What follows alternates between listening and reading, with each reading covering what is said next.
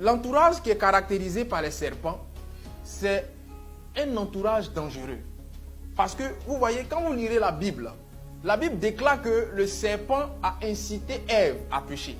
C'est le serpent qui a dit à Ève, est-ce que Dieu a réellement dit qu'on ne doit pas consommer ça là?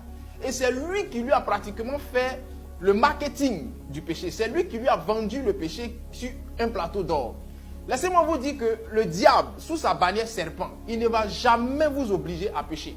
Mais il ne fera que vanter les mérites du péché, les mérites de cette mauvaise action, et en vous incitant à la poser. Sauf que lorsqu'il aura des conséquences, lui, il va se laver les mains et il va se mettre à l'écart. Et il y a des gens comme ça dans votre entourage.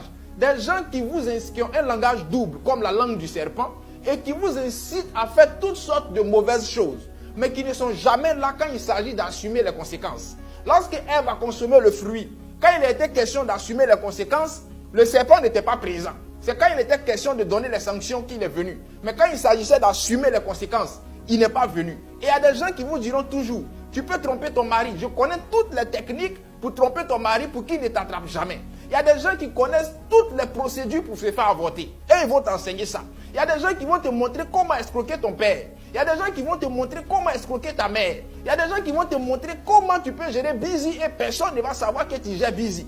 Eux, ils connaissent tout ce qu'il y a comme fausseté sur la terre.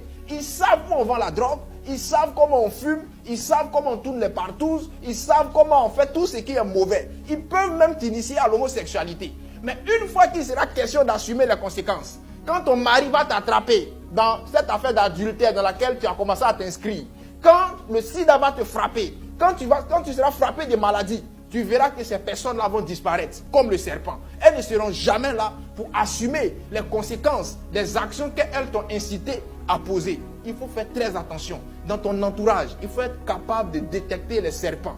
Les serpents sont aussi ces personnes qui ont l'art de monter les gens les uns contre les autres. Ce qui s'en va dire à Y, ce n'est pas la même chose qu'il va dire à Z. Et il dit à Y, ne dis pas que c'est moi qui t'ai dit. Parce que le serpent, il a un langage double. Il est dans la fourberie, il est faux. Et c'est quelqu'un qui monte les gens. Et une fois qu'il y a des problèmes, il fait comme s'il est un parfait étranger à la situation. Méfiez-vous de ces personnes-là. Gloire à Dieu.